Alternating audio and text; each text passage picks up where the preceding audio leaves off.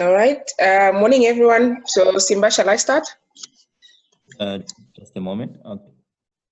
Okay. I think we can start, Molin, and please take note. Sibusisi is starting. I'll also be communicating with you on the chat box. Thank you. All right. Okay. So, good morning, everyone. Once again, and thank you for our guests, our IPs that have joined. And Michelle, thank you so much for waking up so early to join, for all the way from New York. So today we are looking at 5 presentations. 3 of them are on service utilization, and 2 of them are on the campaigns to prevent GBV. So the first one, so on the utilization, we're looking at access and utilization to GBV services in Mat South. And then the other 2 presentations are comparative analysis of utilization of SR/HR services. One is for GBV services and one is for contraceptive use among tertiary students.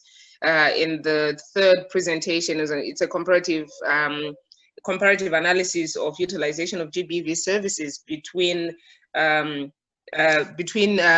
provinces, Manicaland and Marsh West. So to start, I think we'll start with, as Simba indicated, we're going to start with Sibusisiwe, and she's doing an analysis of socioeconomic determinants of SR/HR service utilization amongst GBV services in Matabeleland South. So again, like yesterday, if you have any questions, we'll go through the first 3 presentations. Please take note of your questions, note down your questions, and then when the first 3 are done, then we can have a panel discussion with the three panelists responding to any questions you may have. So Sibusisiwe, over to you. You can start. All right, good morning. Thank you so much, Maureen, for availing this opportunity for me to present. And I'll be presenting on my topic, an analysis of socioeconomic determinants of sexual and reproductive health rights services utilization amongst gender-based violence survivors in Matabeleland South, as alluded to. Next slide, please. So this study is sought to address the problem of poor utilization of sexual and reproductive health rights services amongst female survivors in Matabeleland South. You'll find that utilization of sexual and reproductive health rights services is a challenge that is common in Africa and most low-income countries, and is associated with a range of problems such as high rates of unplanned pregnancies, high fertility rates, low investments in education, nutrition, and health of the child, resulting in poor child health outcomes, as well as low labor force participation of the woman due to extensive time dedicated to child rearing. If you look at the plight of Zimbabwe, you'll see that Zimbabwe has made significant efforts in improving the plight of SR/HR utilization. But this progress made at national level has not been uniform across all provinces. And we see this particularly in Matabeleland South, where we have some of the poorest SR/HR indicators with regards to contraceptive prevalence and HIV prevalence. You find that in Matabeleland South, the contraceptive prevalence stands at 60%, which is 8% points behind the national average of 68%, and it also has the highest HIV prevalence. So in light of the connection between sexual and reproductive health rights utilization, GBV, and economic growth, it becomes imperative for us to understand the drivers behind utilization of sexual and reproductive health rights, particularly amongst GBV survivors, because this poor utilization in SR/HR services is also happening against a backdrop of high GBV rates. With regards to spousal violence, Matabeleland has a high rate of spousal violence standing at 32.4%. So the objectives of this study were to investigate the level of access and utilization of SR/HR services amongst GBV survivors in Matabeleland South, and to also determine the various socioeconomic factors that drive the use of SR/HR services amongst survivors in Matabeleland South. Next slide, please. So for the methodology, the study targeted a population of women aged 15 to 49 who were either in a union or an intimate relationship and were survivors of intimate partner violence. this age group was particularly chosen because these are the women in this age group are the ones who are most in need of SRHR services. It adopted a cross-sectional study design utilizing tools such as survey, key informant interviews, and in-depth interviews. And sampling was done conveniently and purposively. Data analysis used, we used logistic regression, descriptive and summary statistics, and we got approval from the University of Zimbabwe to conduct the research. Next slide, please. So based on the findings of the study, we'll find that the level of SRHR access stood at 56%, whilst the levels of SRHR utilization disaggregated into contraceptive use and HIV testing, use of HIV testing services were 56% and 62% respectively. So if you look at these results, you see that they are way below the utilization levels outlined in the Zimbabwe Demographic Health Survey of 2015. So this is reflective of the prohibitive nature of abusive relationships that survivors are exposed to. As such, they are not able to fully utilize services pertaining to SRHR. And then with regards to contraceptive use, after doing our data analysis, we found that education, age, health access, marital status, and age difference with partner were the significant predictors for use of contraceptives. So with education, age, and health access, these were positively associated with using contraceptives. So this means that women, female survivors who were more educated or spent more years in school were more alert and able to utilize more innovative strategies in being in control of their reproductive health compared to those who are not, and also much older. The much older bracket of the survivors was more likely to use contraceptives than the younger bracket. This also can be alluded to the fact that in a patriarchal community, which is common in most rural areas in Zimbabwe, you'll find that as a woman gets married, there's pressure for them to prove fertility. So for that reason, early on throughout, as they enter marriage, they are less likely to use contraceptives. And then the same goes with health access. Health access encompassed a lot of things such as the distance traveled to the nearest health facility, seeking permission from the spouse, and also the cost and availability of transport for the survivor to access contraceptive use. So the more accessible these services are, the more likely that a survivor will access contraceptive use.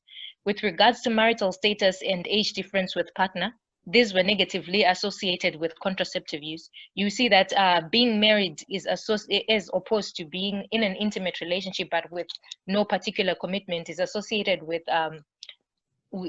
limitations in terms of the freedoms. So particularly in a relationship which is abusive, the survivor might be vulnerable to their partner trying to control their lives by controlling their reproductive health outcomes in terms of how many children they have and when they have them.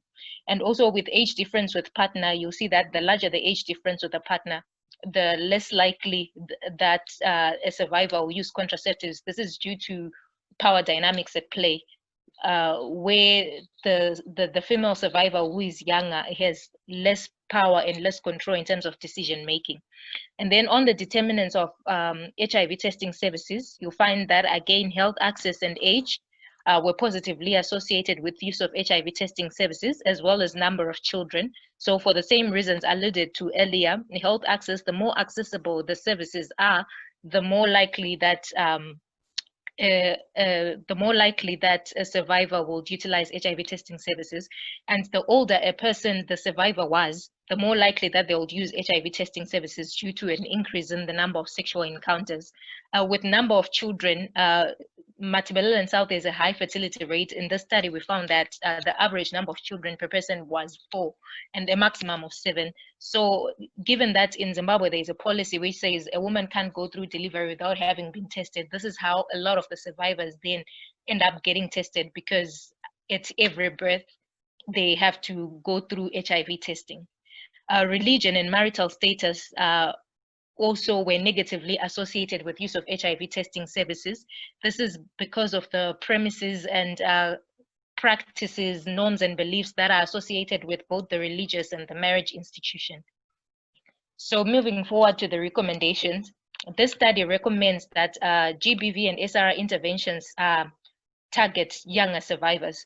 This is because we see that utilization of contraceptive and HIV testing services is less when you move to the younger bracket compared to the older bracket. So we run a risk of having high fertility rates, unplanned pregnancies within this age bracket.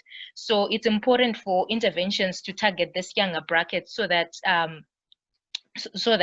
utilization is high, because they are the ones who are at the most risk. So this will go a long way in enabling us as a continent, as a country, as a province to be able to harness the demographic dividend, because it lies within the bracket of younger survivors.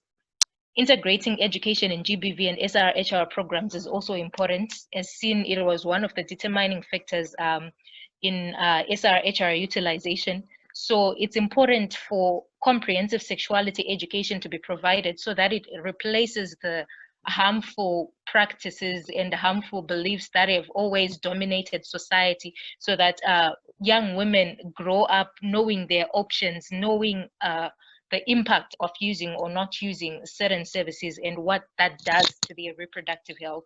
More so, if women spend more time in education, it means their sexual debut comes late.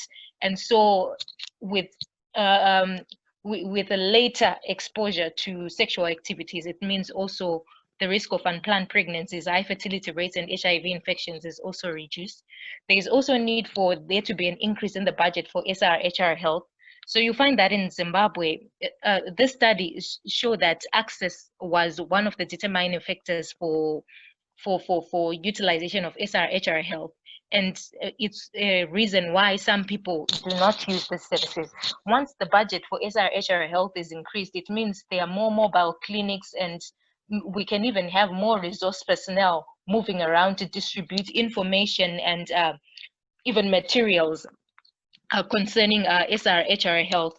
And you'll find that in Zimbabwe, we have 70% of our population living in rural areas, but only 5% of our health budget is allocated to rural health centers. So that really needs to change. And as a body, as development partners, GBV movements and movements for social change, we really need to lobby for an increase in the budget for SRHR health.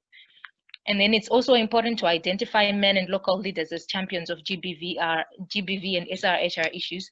This is because men and local leaders, they are the ones who move with the philosophies and ideals that people in a community follow. So once influential men and local leaders are identified, they feel included in these programs, and therefore there's less resistance that comes from men who are also married to some of these survivors, and the local leaders who usually peddle harmful norms. So in that area, we'll see that finding local leaders as champion and men will go a long way in advancing the cause of GBV and SRHR issues. We can even leverage campaigns such as the He for She to identify people who can volunteer to take up certain initiatives to advance this cause. And also strengthening the capacity of victim-friendly units and movements against GBV, because we're talking about survivors of gender-based violence. These are spaces where they particularly feel safe. So if access can be made, so if such services can be made available in these places, it means that access to female survivors has increased, and therefore the incentive for them to use such services is also higher. And then lastly, it would be interesting to replicate the research in other provinces to find out what are the drivers in other provinces, seeing that we have a difference in terms of context across the provinces in Zimbabwe. I thank you. All right. Thank you so much, Sibusisiwe. And I think we move on to the next presentation, and Andrea is taking us through knowledge, attitudes, and practices regarding contraceptive use among female students. And this is a comparative study between the University of Zimbabwe and Chinhoyi University of Technology, two leading universities in the country. So over to you, Andrea. Thank you, Marlene. Good morning, everyone. I'll be presenting on knowledge, attitudes, and practices regarding contraceptive use among female students, a comparative study between the University of Zimbabwe and Chinhoyi University of Technology. Next slide, please.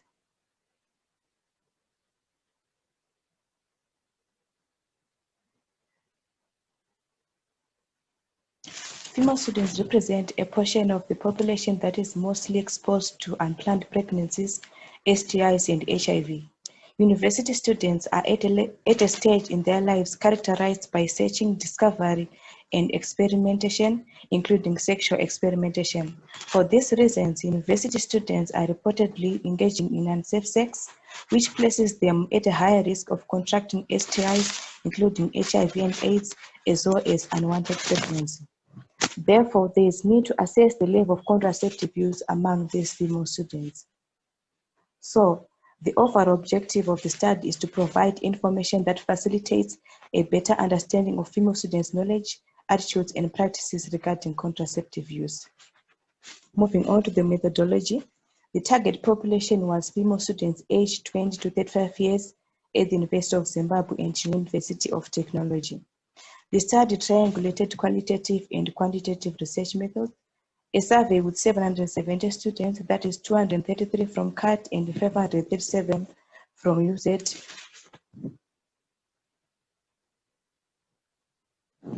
4 key informant interviews were conducted with 2 sisters in charge at CAT and UZ, as well as SAWAT representative from UZ and CAT.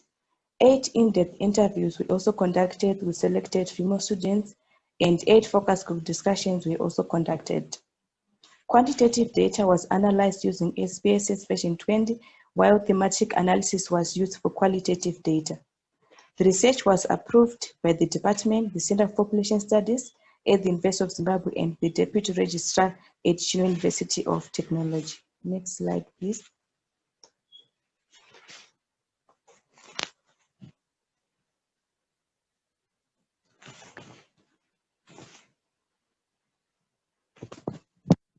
These are the findings of female students' knowledge regarding contraceptives.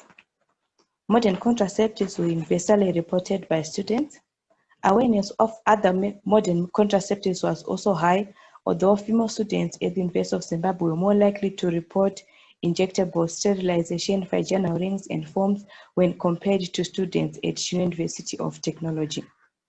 Also, awareness about traditional contraceptives was moderate, although students at University of Technology were more aware of traditional contraceptives than their counterparts at the University of Zimbabwe. The study also assessed the risk perception of getting pregnant, contracting STIs, and HIV. The study revealed that the risk perception of getting pregnant, contracting STIs, and HIV was high among students at UZ when compared to students at University of Technology. The study also assessed the female students' attitudes towards contraceptives. Generally, students revealed that they had negative attitudes towards contraceptives. However, students showed negative attitudes towards condoms and emergency pills. For example, students believed that condoms reduce the pleasure associated with sex, although their belief was high among students at UZ than students at the University of Technology. Students also believed that emergency pills can fail. However, the odds were higher at UZ when compared to University of Technology. Next slide, please.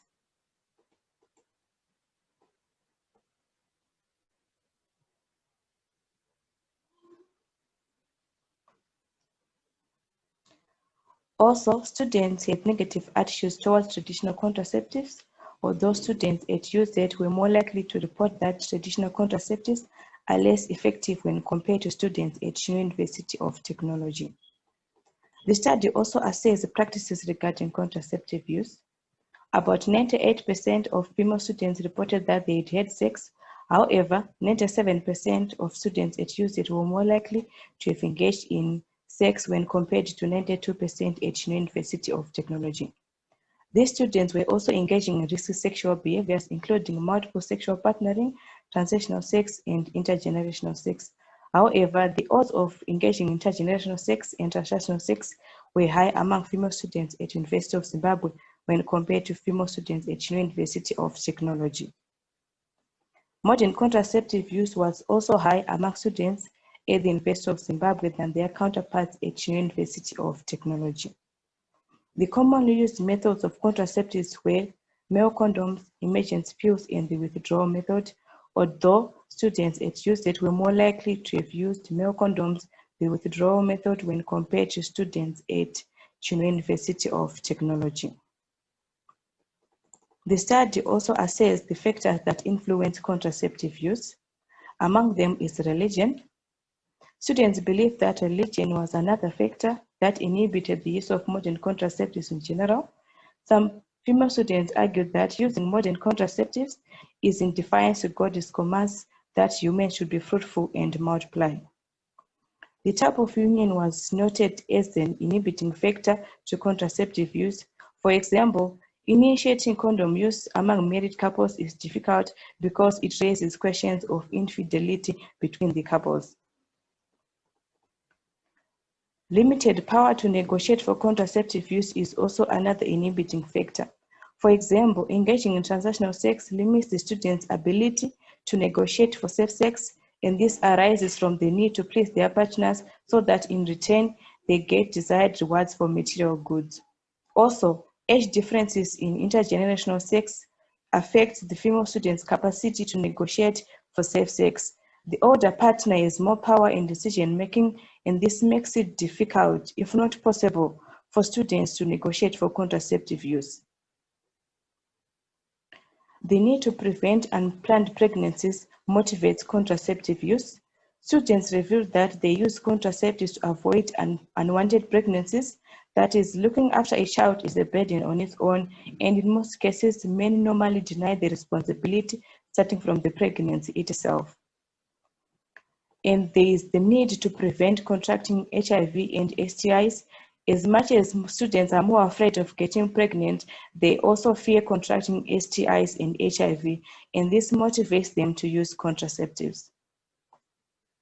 Now moving on to the recommendations. There is need to improve accessibility of sexual reproductive health services through strengthening of services provided at campus clinics. There's need for behavioral interventions targeting female students by promoting consistency in contraceptive use and avoid engaging in risky sexual behaviors. There's greater need to engage men in risk reduction issues, including respectful relationships with females and males to change gender norms and behavior. The state has the primary responsibility to ensure that sexual reproductive health services are available in tertiary institutions and to ensure that there is an increase in contraceptive use to reduce the aforementioned reproductive health problems. The university should have other health centers apart from the students' clinic that offer sexual reproductive health services to students, and this center should be student-friendly, where students feel comfortable accessing sexual reproductive health services. Thank you.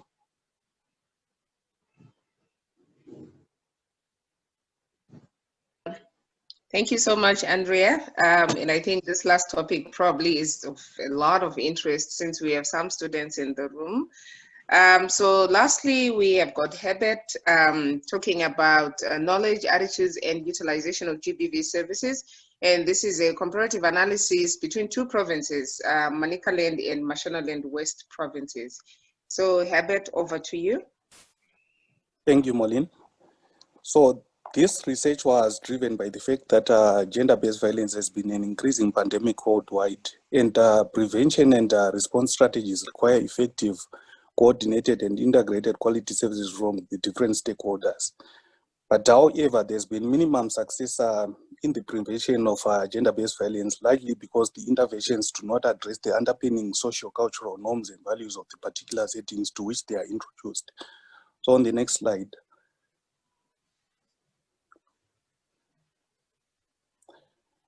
Therefore, the objectives of the study were to identify the types of gender-based violence prevalent in the two provinces. This in turn would inform the particular interventions or services required in the different study settings. Then number two, to identify the types of services for gender-based violence which are already in place in the two provinces. Then I was also interested in exploring people's knowledge, attitudes, and utilization of the services so identified. And lastly, I wanted to assess the availability, accessibility, adequacy, and affordability of the so identified services. So on the methodology part, The target population included women aged 15 to 65 living in Manicaland and Mashonaland West provinces. I used qualitative and quantitative methods to obtain the data. So these methods included focus group discussions, in-depth interviews, key informant interviews, and a survey. So ethical considerations were taken into account. That is, ethical approval and informed consent were sought from the relevant authorities and the participants respectively. So please note that the findings in this presentation are based on data obtained from content analysis, as well as the responses from in-depth interviews, key informant interviews, and focus group discussions. Data from the survey is still under analysis stage and will be presented in due course. So on the findings, so those are on the next slide.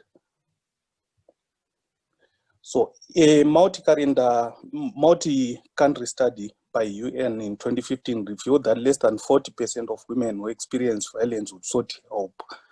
Amongst those who did, they actually looked to family and friends for advice and emotional support.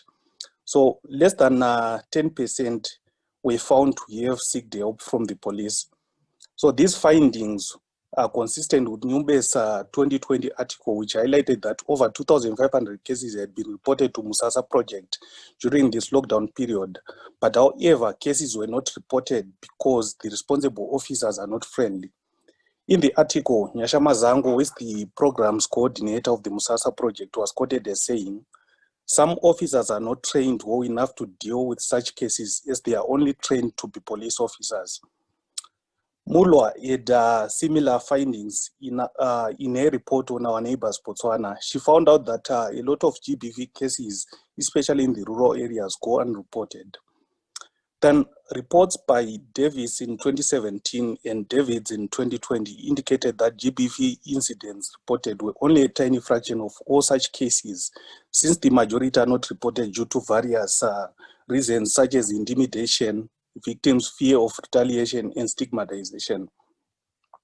Then Dendere in 2019 also noted that sexual violence was highly prevalent in Manicaland, but largely goes unreported or undocumented, mainly due to fear as well as lack of knowledge.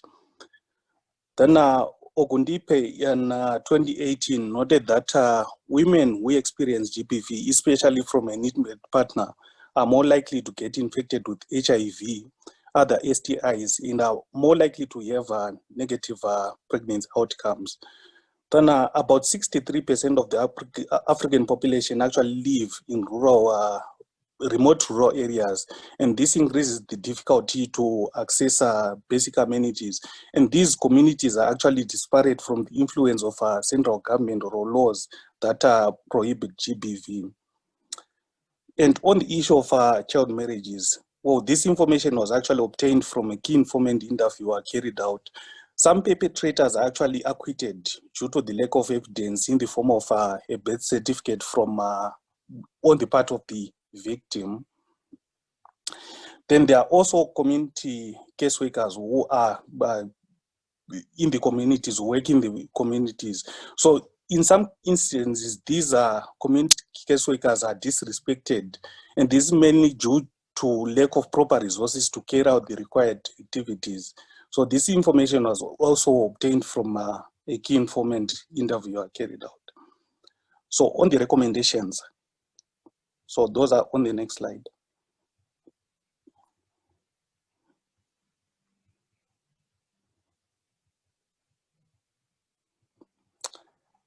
The educational curriculum should look and include GBV issues and also the effects of early marriage and early pregnancy outcomes. So these rallies with the Get Them Young initiative being carried out by some of the colleagues. Then recommendation number 2, the community caseworkers should be equipped with regalia for the purposes of identification, and also they'll probably need motorcycles, bicycles, and allowances for motivation to engage activities in the hard-to-get areas. There is also need to set up community-engaged sustainable projects for women and girls to become self-reliable. Then number 4, there's also need to consider outreach sessions and awareness campaigns. So engage the local leaders. The local leaders would include the chiefs, the teachers, social workers, local police officers, so as to ensure adoption of whatever program has been actually put in place. So this also buys into the idea of the Safe Arts initiative, which is being implemented in Manicaland province. There is also need to implement HIV testing programs, especially amongst the rural residents, so that at least some women are aware of their status as well as that of their partner. Then the next recommendation, there's also need for a program facilitating in the allocation of birth certificates, especially amongst the rural residents. So this would actually help or aid in the provision of evidence in the courts when usually there's a contention in the case of a child marriage. Then lastly, research should also target urban settings. So there's this general assumption that people living in the urban areas are knowledgeable. They have sufficient information and knowledge, but however, the focus group discussions which were carried out in the urban areas actually revealed that GBV is actually there and is being noticed, especially in the high densities. But however, most of the victims, they actually don't know where most services are offered. So I thank you. Okay, thank you so much to the three presenters, Busisiwe, Andrea, and Herbert. And I think all the issues you have indicated and highlighted are very pertinent to the work that we are doing. The issue around comprehensive sexuality education and making sure that clinics and services are within walking distance for survivors to be able to access, and particularly when you're looking at HIV prevention of HIV. Prevention of HIV, the 72 window hour period, if somebody doesn't access services within that time period, I mean, it can have dire consequences in terms of them getting infected. And I think, Herbert, I really like the regalia. When you first spoke about the regalia, I was thinking, oh, well, what do you need? But now it actually makes sense that in terms of identification within the community, for people to just know that this person wears this t-shirt or this person, this is their job, I think it may help, particularly when you're looking at cases of child abuse, for them to be able to identify who to go to. Whilst adults may know who are the caseworkers, the young people may not know. So I'm going to open this up to discussion. So comments, questions, and please, if you have comments or questions, if you can keep them concise and short so that we give others a chance to also come in. So any takers, you can just raise your hand and then you can come in with a question. You can address any of your question to any of the three panelists and each of them can come in. So I'll take maybe 3 questions and then I'll get the panelists to come in and respond. Nobuhle, you can go ahead. Thank you, Marlene. I want to thank all the presenters. Mainly the issue of SRH services has been a big challenge because with this COVID now, most women, they cannot access these services due to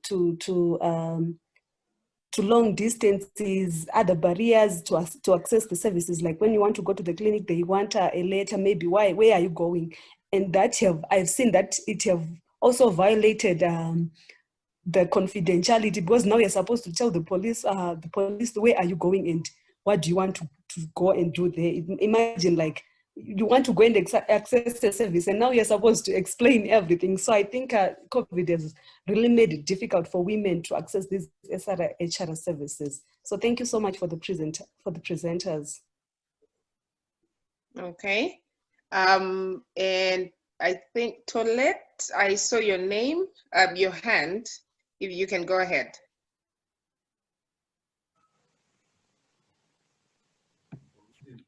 Okay. Initially I raised my hand. I tried to remove it since it very much relates to what the previous speaker was saying.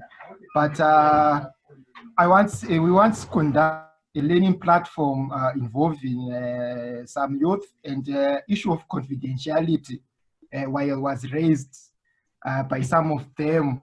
They indicated that at times they are afraid to go to some of the service, to seek services from service providers, because at times they are related to health workers, and at times the health workers, they are aware of the parents or the guidance of some of these youth. So there is the issue of confidentiality, because of course these people, they are obligated to protect whatever information they share with them. But the issue of trust, it is a concern at some of these youth.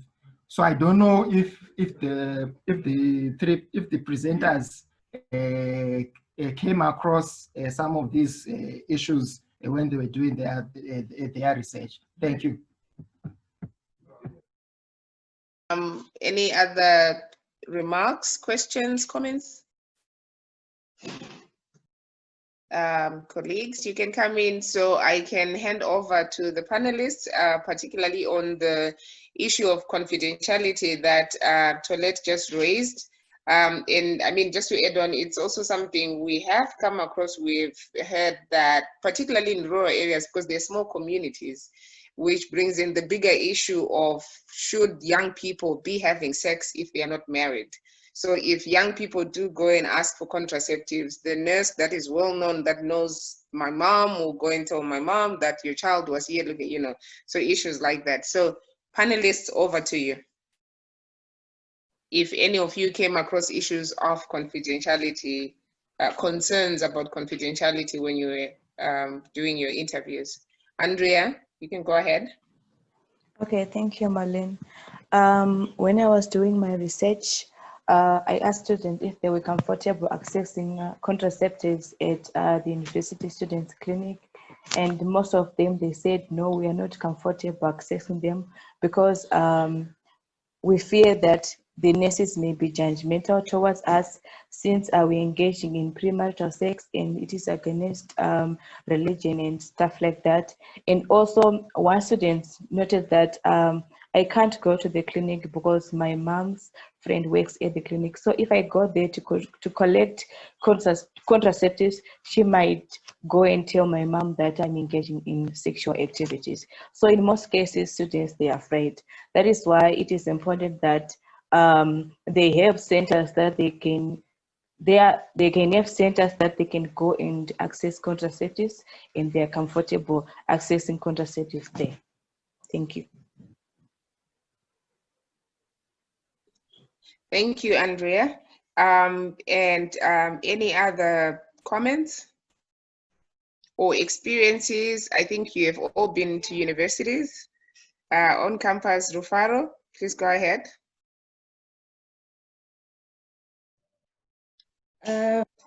Okay, it wasn't on this presentation, but it was on Ebed's presentation about attitudes and in Marsh West concerning gender-based violence services. From the people I've been meeting in Marsh West, I realized that women who are not in a marriage setup or are more open-minded about these services. They don't mind, they don't have any secrets. They utilize these services as compared to women in marriage setups. Women in marriage setups tend to be shy about these things. They do not want people knowing. For example, there's the one-stop center in Chinhoyi that was opened this year, sometime this year. When I was asking some people if they knew about it, they said yes, but they would never go there because apparently everyone would see them going there and it would be so embarrassing. But you realize that most of the commercial sex workers and single ladies, they are more open about these things and utilizing the services. Thank you. Thank you so much, Rufaro. I mean, that's a very interesting, and you know, it's ironic because the one-stop center was actually put there for women to be able to access. I don't know if your interactions with any of you guys in any of the provinces, if women are indicating their what would an alternative in terms of what they would want to see and what they would utilize, because it kinds of put, I think, service providers in a bit of a bind when the services that they put, women are not comfortable to access them, or it could actually be pointing to another issue of where we are putting services that we don't initially consult the women to understand what it is that they want. So I see Loretta and Kudzai. Loretta first and then Kudzai. Actually, it's Grace at that consortium. Yes, I am using the phone. There's something which is an observation from a counseling point of view, especially on GBV, even issues of SRHR, which I'm just wondering as to whether any of those researchers came across. Like when we talk of knowledge, attitudes, and practices on issues of GBV, yes, sometimes we have areas whereby we are saying they don't have enough knowledge. But from a counseling point of view, a lot of people that I have come across, it's not like they don't have really knowledge. They have. And they also have knowledge of the consequences after reporting or impact. And a number of people who have reported already sometimes suffer some of the consequences. Take, for example, they have reported a breadwinner, and definitely the breadwinner has been put behind bars, serving sentence. And the truth about the family is that it is now suffering. So much that part and parcel of my recommendations, if that was one of the things that could have been sort of unearthed, could have been probably recommending that our government could put in place some incentive for those families that probably sacrifice the breadwinner and talk about it. Because the moment we don't do that, they will continue being quiet. Yes, they know everything, but at the end of it, after reporting, they are the sufferers. So it is now weighing two devils and opting for the better for them. Thank you. All right, thanks, Grace. Kudzi, you can come in. Okay, I wanted to say on the issue of SRHR services regarding youth and young women. In most rural clinics, there are adolescent-friendly clinics and youth-friendly clinics, which were put up by UNFPA.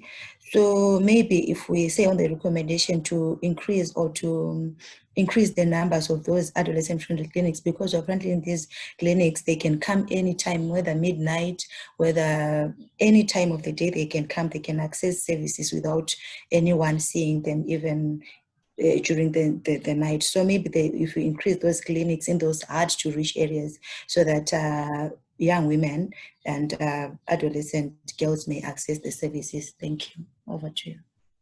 All right, thanks, Kudzi. Sibusisiwe, as a panelist, I'll let you come in after Tinashe in case he has a question. Tinashe, go ahead, and then Sibusisiwe, you can come in after.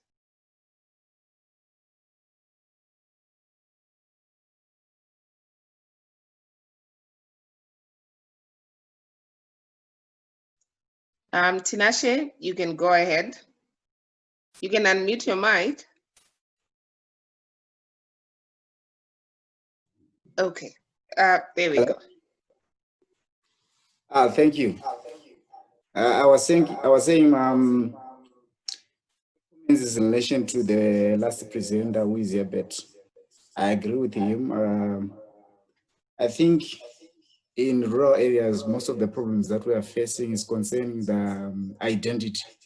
There's identity crisis. I think if we can do something, or the government can do something pertaining to the identity of young ladies, because at times we'd see that a case cannot be pushed forward when a child has got no identity. At the end of the day, when that case goes to the courts, it's a loss. You cannot win that case, because at the end of the day, when these kids, when they are coached in the families, when they consider some of the consequences of losing a relative and whatsoever, they would say, no, it's not worth it. Thus, I think a lot of effort needs to be put towards helping the rural communities and all the families without identity have their IDs and birth certificates. Thank you. Thanks a lot, Tinashe. Sibusisiwe, you can come in.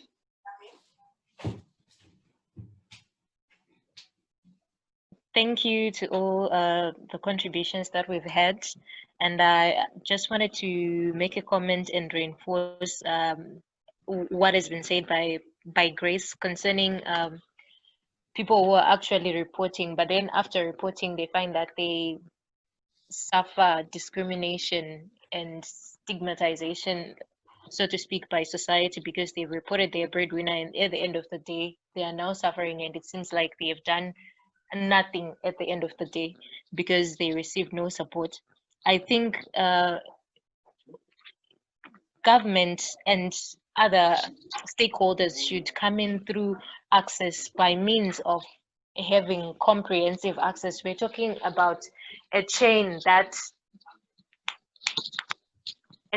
begins from start to finish, to say once a person reports, where do they go next? What's the supporting mechanism that is there to ensure that there is sustainability of the things that we're encouraging survivors of GBV to do, so that in the end they don't hang and dry?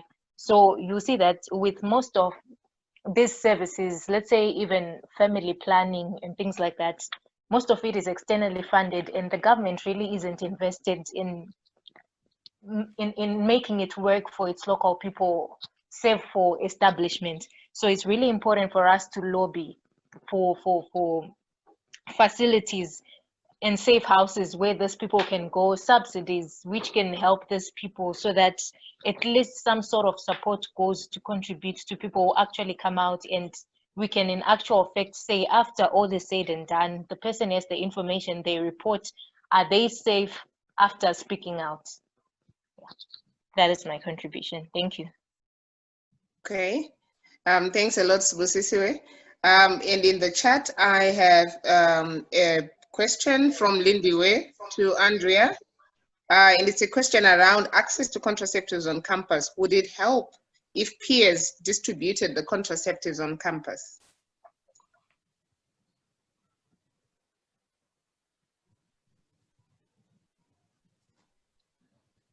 Yes, go ahead, Andrea. Okay, thank you.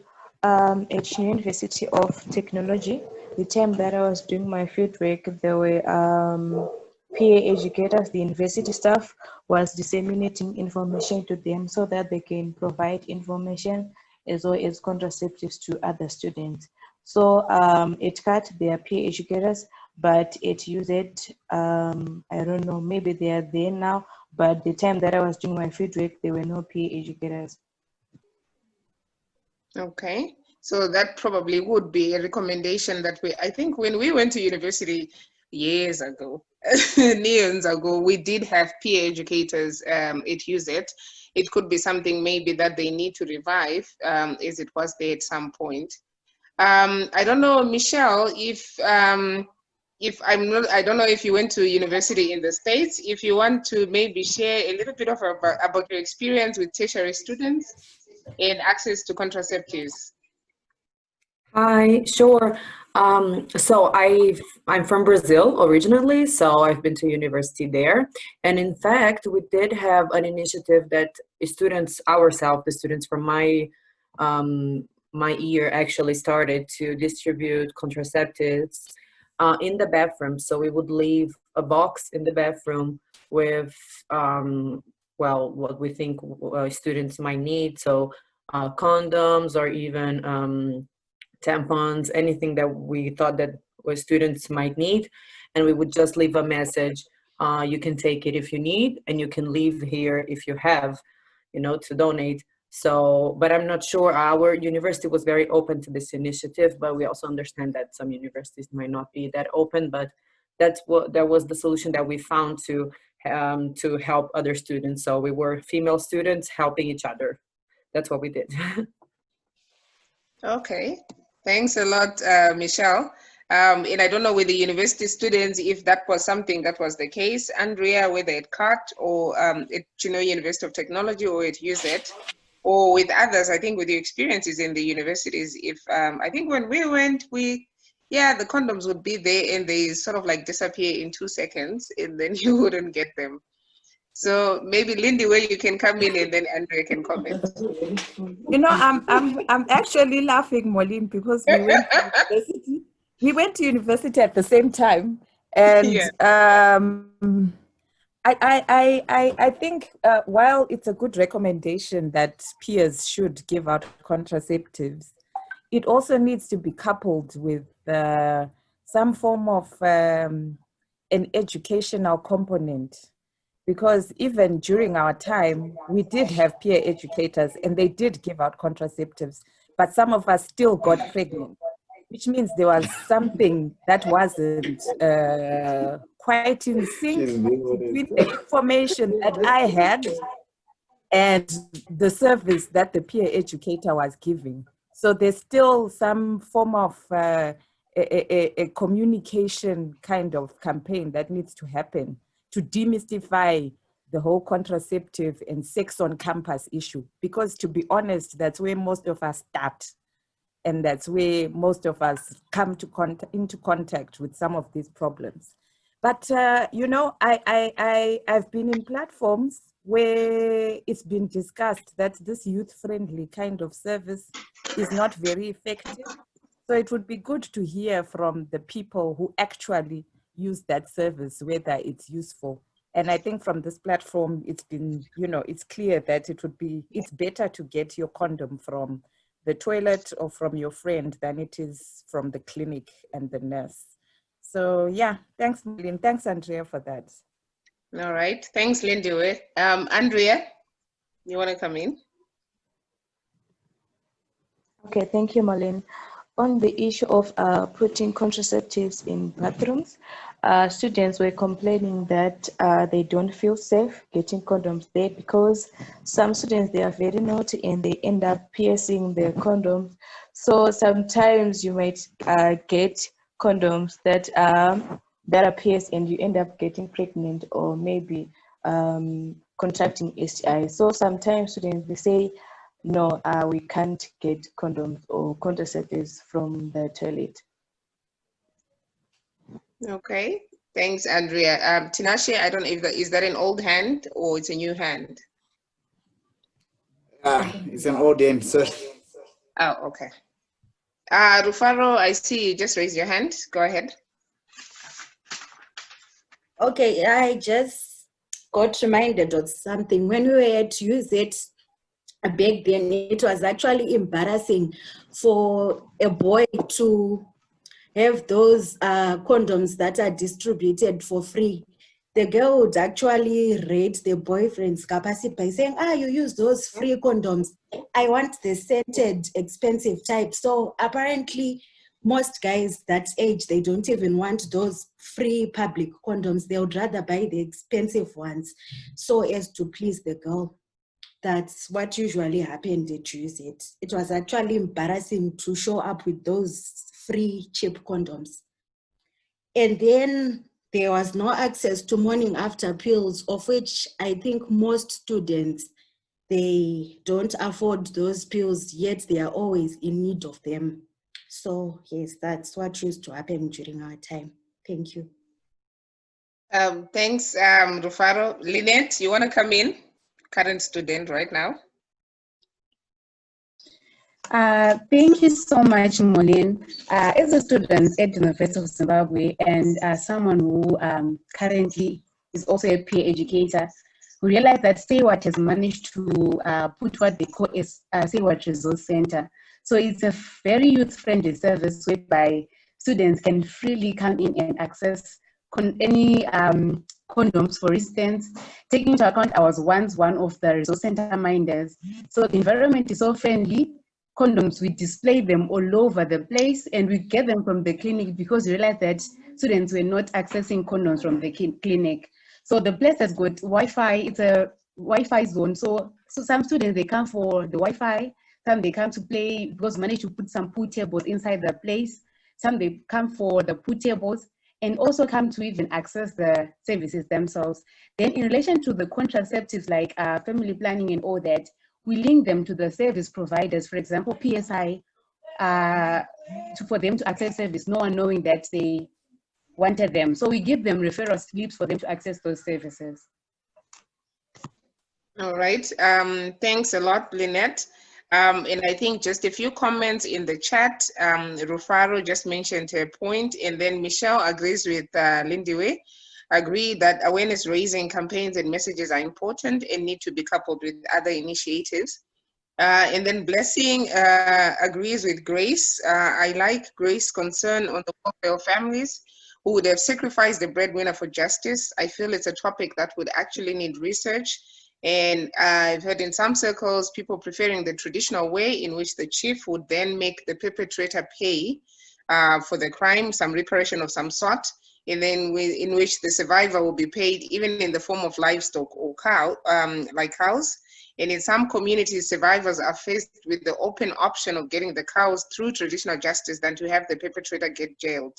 And this is some form of actually getting the perpetrator taking responsibility for their action and the survivor feeling some sort of justice.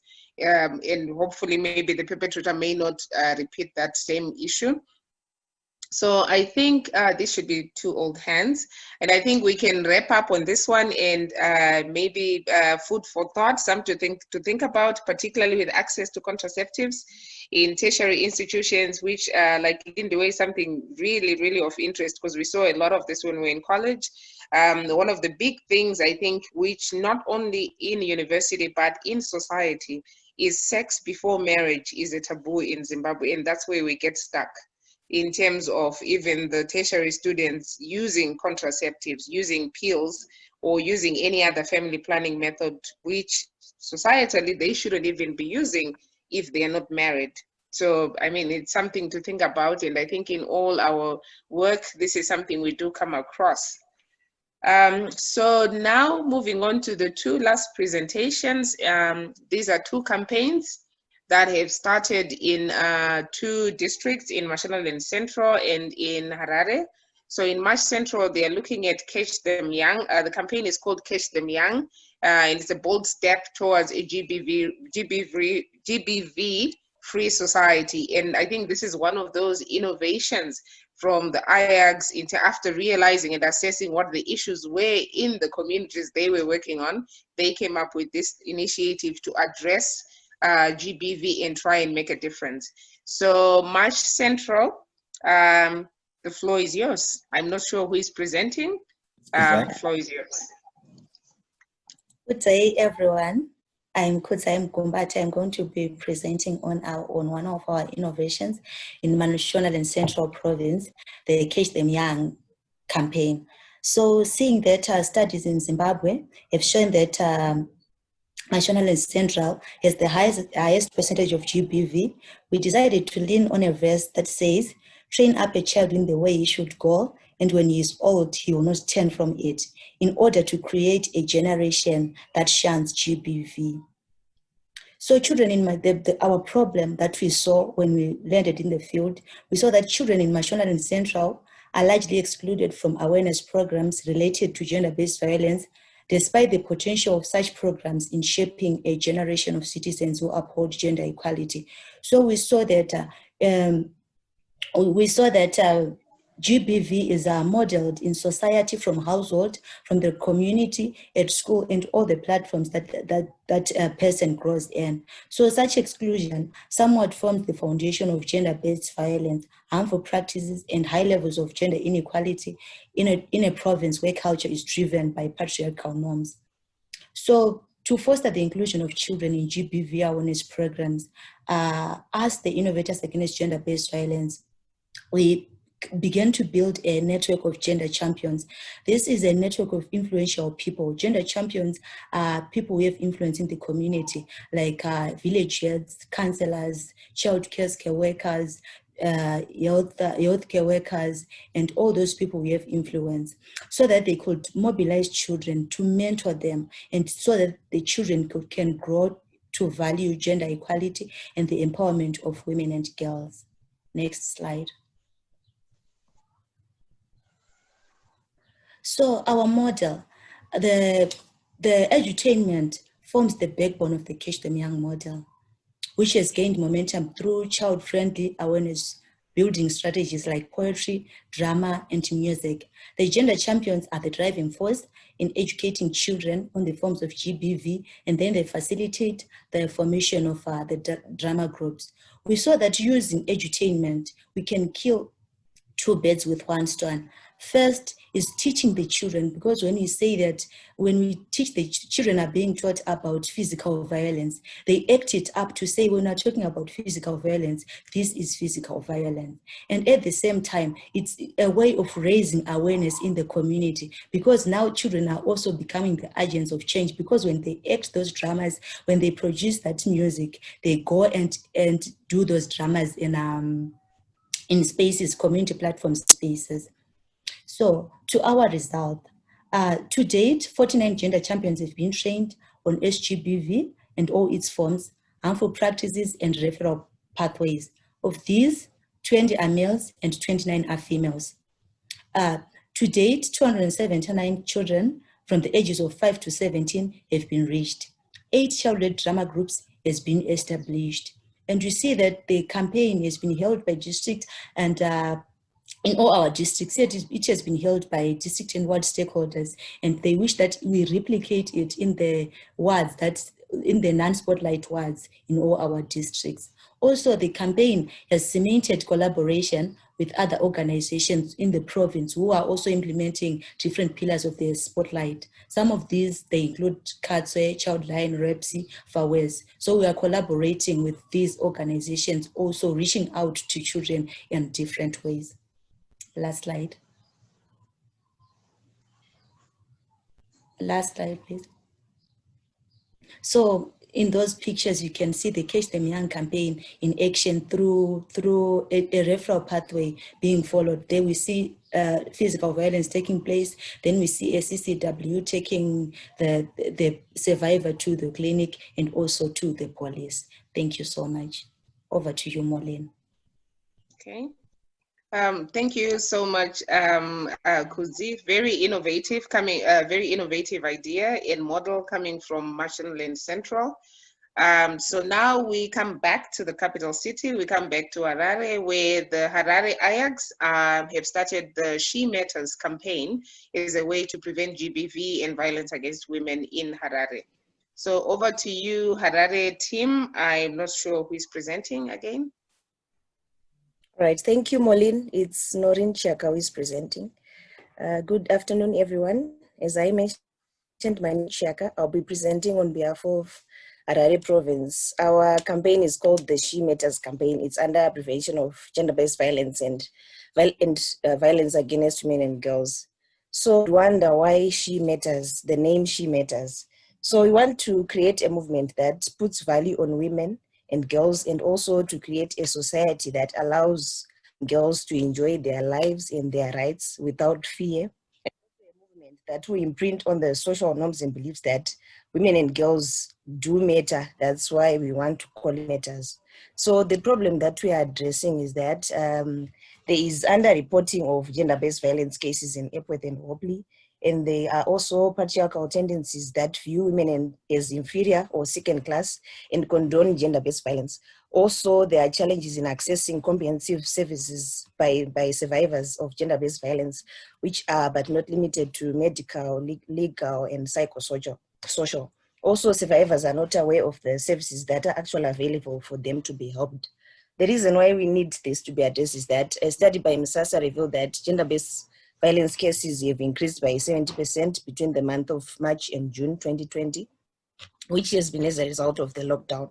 And a study by Sharon Muchena, a UZ researcher, revealed that out of the 400 GBV cases experienced, only 18.25% were reported, which is very low.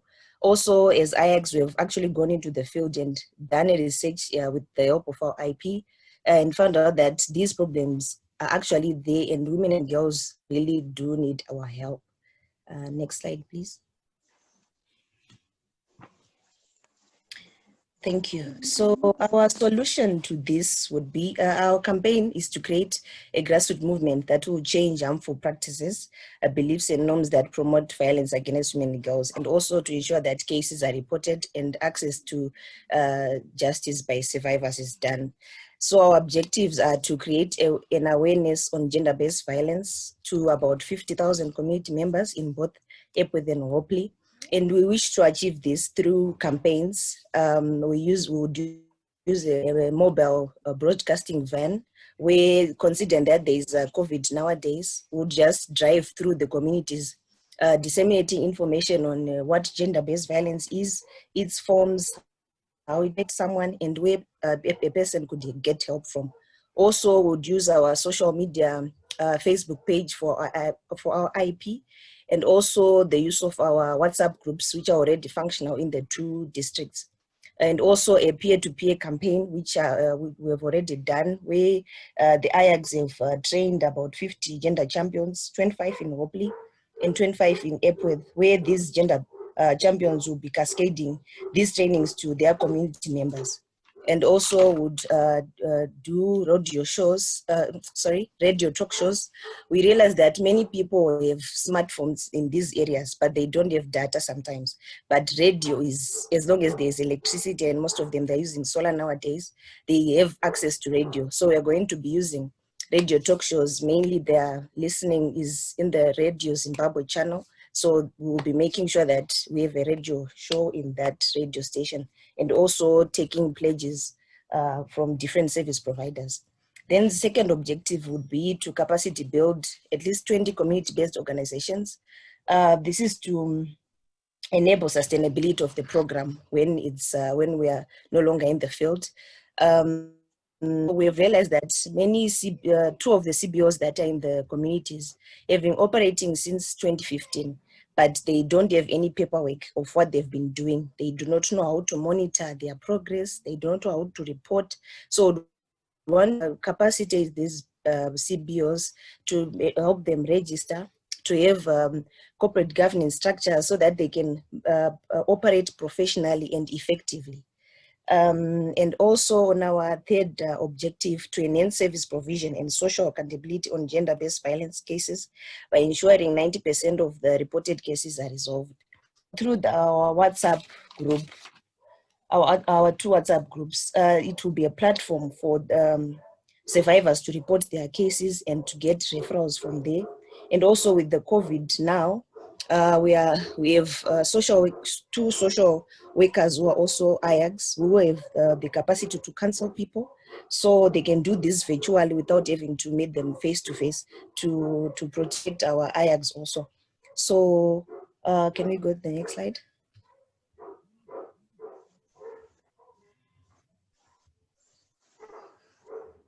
So for results, we launched our campaign on the 14th of August, July, this year. And so far what we have achieved is that 140 community members have been sensitized on gender-based violence, and 90 of them pledged to take action towards ending violence against women and girls. And this is only in Hopley. We are yet to get into Epworth. Then there were 3 sensitization meetings done with service providers from victim-friendly unit, police and local clinic, and heads and staff members of these have pledged to ensure access to the services by survivors of GBV.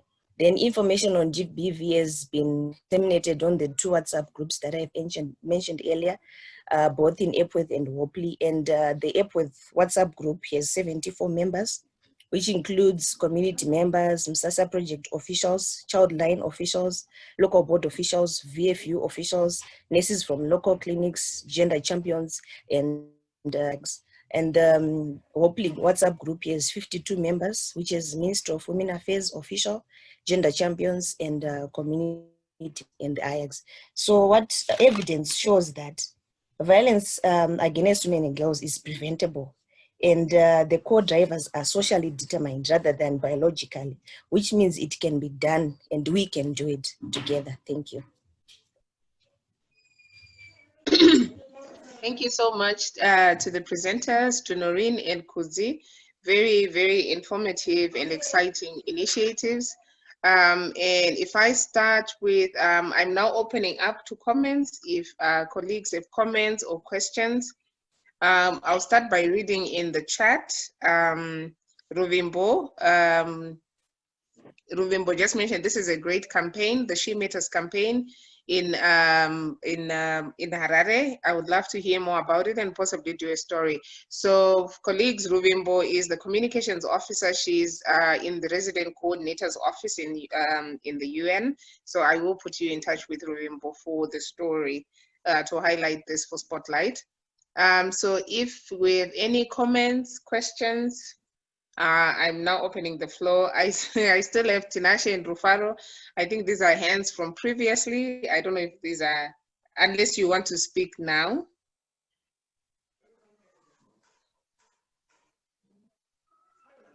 Okay. All right, so okay, so these may be hands from previously. Lynette, I see you opened your mic, you unmuted your mic. Do you want to speak?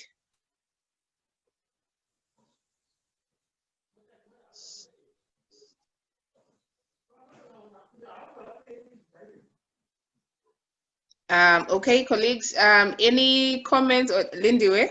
Yes? Thanks, Maureen, and thanks to the IAGs. I didn't catch the names. I'm sorry. It's Noreen and Kudzi. Right, Noreen and Kudzi. Thank you so much. And I just want to say that I'm happy that they are linking with other partners who are also working in the different districts. And it came out more clearly in the first presentation. They are both really good campaigns, and they're targeting the same communities that are being targeted by the different partners. So for the first one, we have CATS, we're also working in that area, and I'm very happy to see that they're linking with them as well, because they're also doing drama under the SASA initiative. So maybe for the second presentation would be to ask if there's any work that's being done with Say What, because I know that you are targeting the same, you are implementing under the same program, and you are targeting the same stakeholders. So if you're going to sit with VFU, we wouldn't want Say What to sit with them today, then the IAG sit with them tomorrow, you know. So is there any collaborative work that is happening, particularly in Hopley, with Say What or other NGOs who are also working in the area? I know it's a fairly new campaign, but have you thought about it? Thanks, over. All right, thanks, Lindiwe. Sekai, you can go ahead. Okay, Maureen, I wanted to say that we are working in an environment which is a little bit difficult as a result of COVID. So I'm encouraging the presenters to ensure that when we are involving, especially children and the gender champions, we need to make sure that we are taking corrective measures so that we prevent the spread of COVID amongst the children. So issues of PPE need to be considered so that whenever the children are coming together, they are guided and they make use of the PPE. Thank you. Thank you so much, Sekai, and it's very important that you bring this issue of COVID and for colleagues to always be aware to follow the guidelines, follow protocol, and make sure whoever we have, participants who are in whatever meeting are essential, are protected appropriately, and we prevent the spread of the virus. And maybe I can have the Harare team to answer Lindiwe's question, whether you guys have done any collaborations with any organizations that are working in Harare, in particular, maybe Say What. So colleagues in Harare.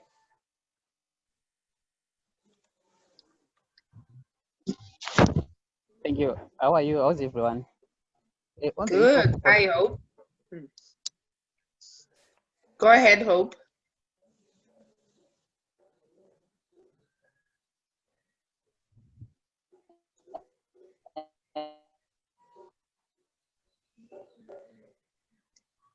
Hope, I think we're losing you a little bit, your connection.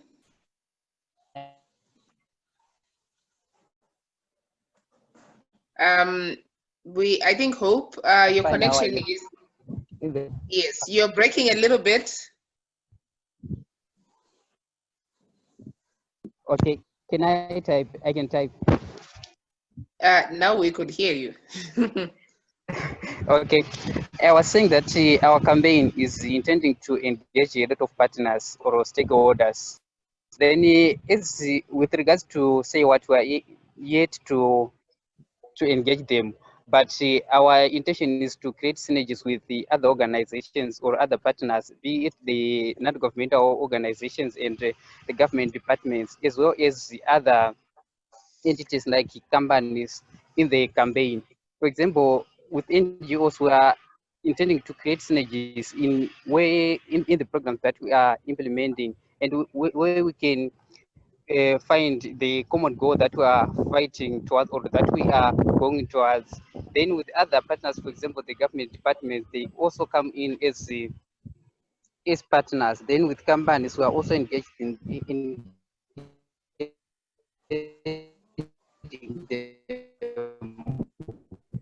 as happen commitment to support issues to do with gender-based violence. So we are yet to connect with say what, but it is our intention that we will engage them in the campaign. Thank you. All right, thank you. Thank you, Hope. Do we have any other comments or questions? And I think just to really congratulate the Harare team is with all the other IAGs. Definitely in this climate of COVID, one of the things the CSOs themselves, the IPs and the IAGs, you might not be able to move around as freely as before.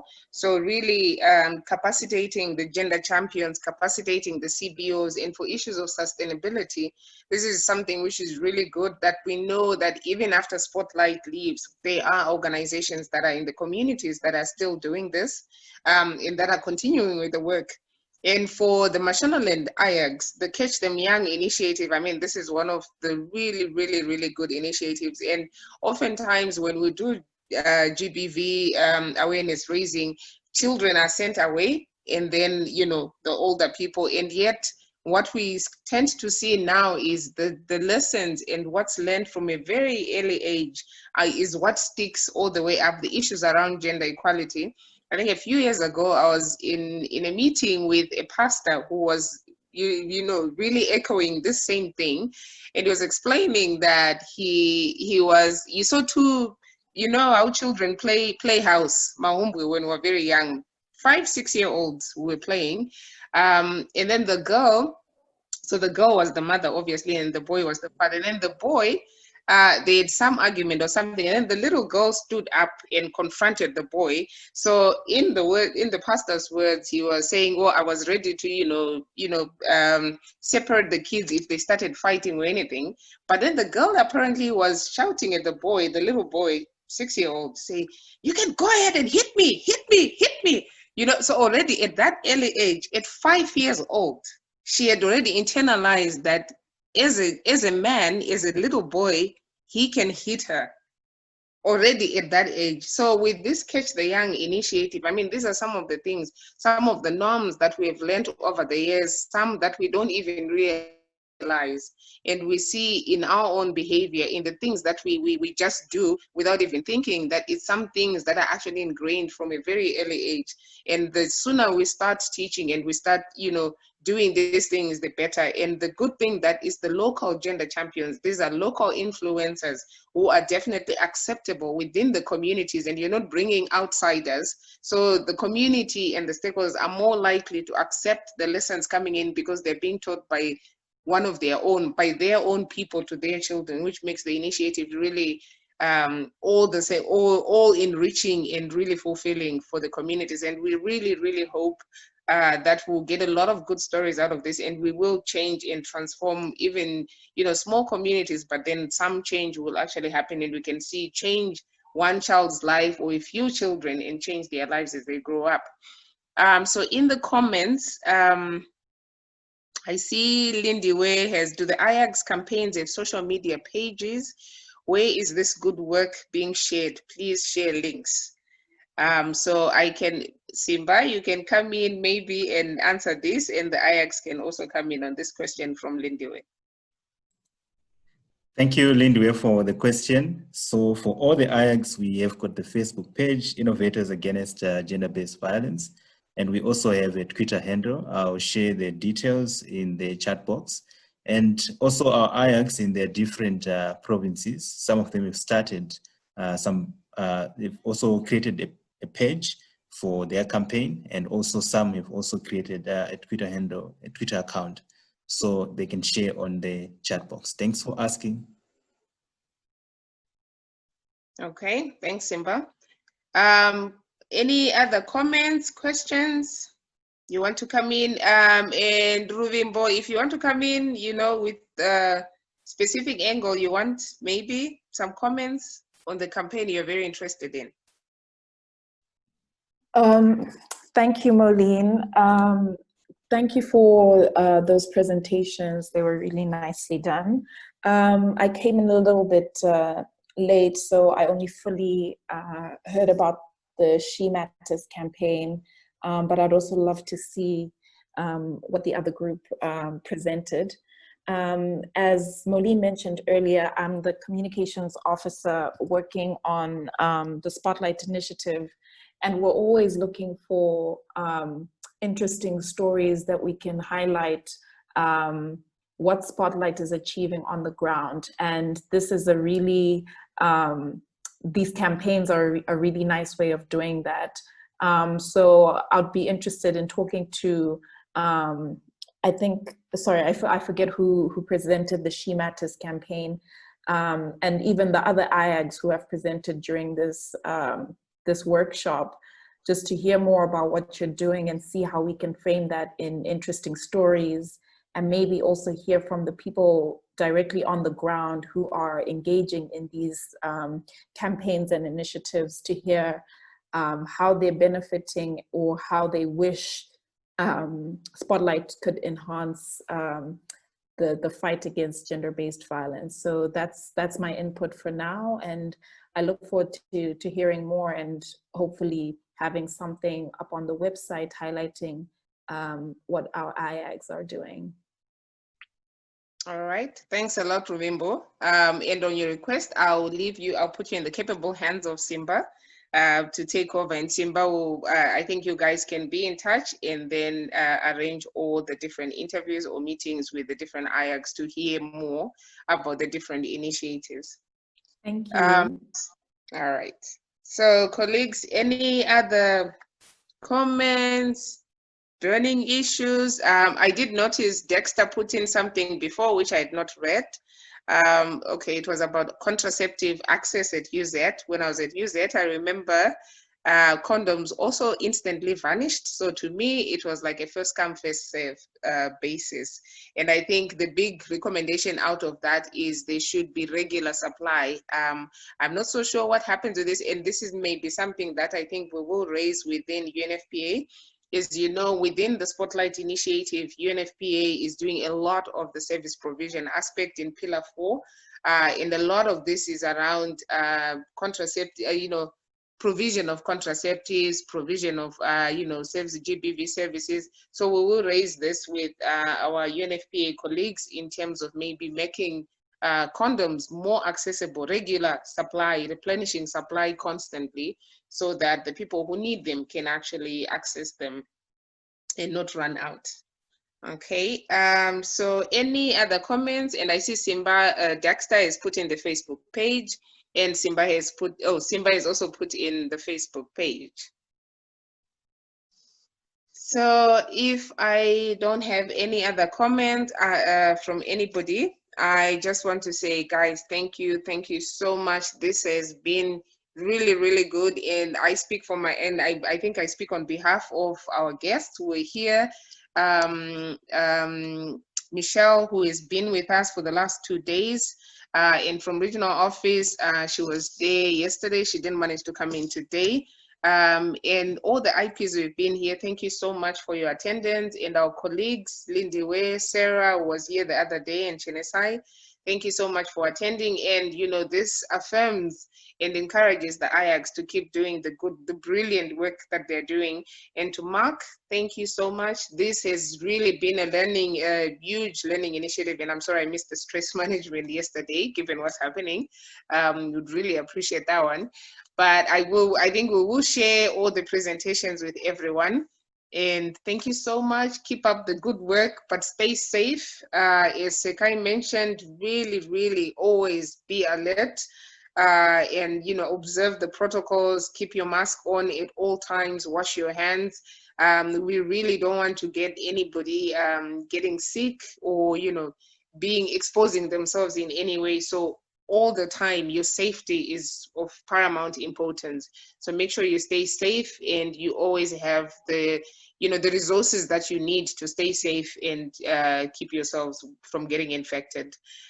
So I think I will hand over back to Simba. On my end, thank you so much, guys. This has been great. And we are planning end of the year to do a big physical meeting. Fingers crossed COVID will allow us to have that meeting. I know you're all praying, all of you. So Simba, over to you. Thank you, Moline. It has been a great session. Thank you for all the support and the moderation. And to all our participants, thank you so much. Let's keep in touch. Let's keep the conversations going. Please go and like our Facebook page, Innovators Against Gender-Based Violence, and offer yourselves to mentor the IAGs as they do their work, either research, administrative, or programs.